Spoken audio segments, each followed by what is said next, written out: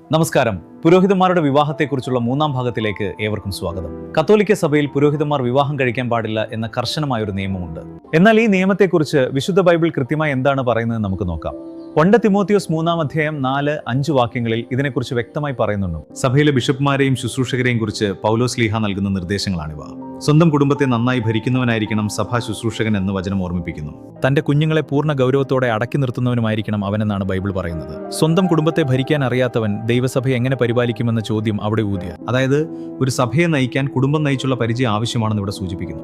വിവാഹം കഴിക്കരുത് എന്ന് ബൈബിൾ ഒരിടത്തും ഒരു നിയമമായി അടിച്ചേൽപ്പിക്കുന്നില്ല എന്നതാണ് സത്യം. പത്രോസിനെ കുറിച്ച് അദ്ദേഹം വിവാഹിതനായിരുന്നു എന്നതിന് തെളിവുകളുണ്ട്. മത്തായിയുടെ സുവിശേഷം 8-ാം അധ്യായത്തിൽ പത്രോസിന്റെ അമ്മായിയമ്മയെക്കുറിച്ച് വ്യക്തമായി പറയുന്നുണ്ട്. അമ്മായിയമ്മയുണ്ട് എങ്കിൽ പത്രോസിന് തീർച്ചയായും ഒരു ഭാര്യ ഉണ്ടായിരുന്നു എന്ന് നമുക്ക് മനസ്സിലാക്കാം.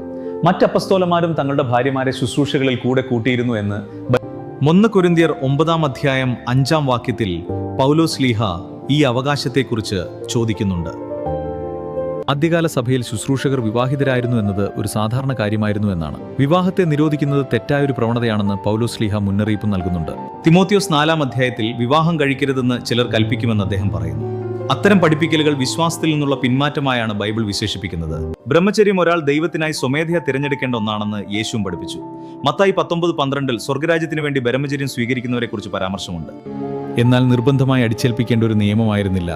സഭയുടെ പാരമ്പര്യങ്ങളും ബൈബിൾ വചനങ്ങളും തമ്മിലുള്ള വ്യത്യാസം നാം ഇവിടെ തിരിച്ചറിയണം.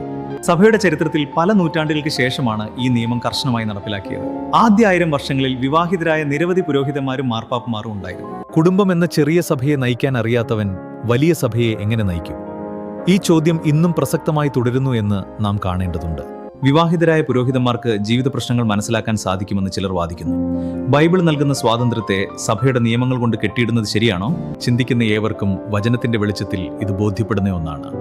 ദൈവവചനം നമുക്ക് നൽകുന്നത് സ്നേഹത്തിന്റെയും സ്വാതന്ത്ര്യത്തിന്റെയും പാതയാണ്.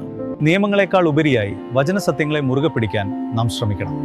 ഈ വീഡിയോയുടെ ഉദ്ദേശം ബൈബിൾ സത്യങ്ങൾ നിങ്ങളിലേക്ക് എത്തിക്കുക എന്നത് മാത്രമാണ്.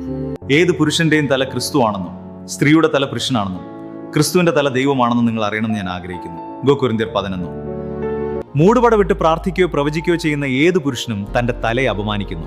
1 കൊരിന്ത്യർ 11:4. അങ്ങനെയുള്ള ബിഷപ്പ്മാരെ നിങ്ങൾക്ക് അറിയാമോ? നിങ്ങളുടെ അഭിപ്രായങ്ങളും ചിന്തകളും താഴെ കമന്റ് ബോക്സിൽ രേഖപ്പെടുത്തുക. സെർവന്റ് എയർ അവതരിപ്പിക്കുന്ന ഈ സീരീസ് നിങ്ങൾക്ക് ഉപകാരപ്പെടുന്നു എന്ന് കരുതുന്നു. വചനത്തിന്റെ പുതിയ അറിവുകളുമായി നമുക്ക് അടുത്ത ഭാഗത്തിൽ വീണ്ടും കാണാം. നന്ദി. Binoj Thoppil, servant air.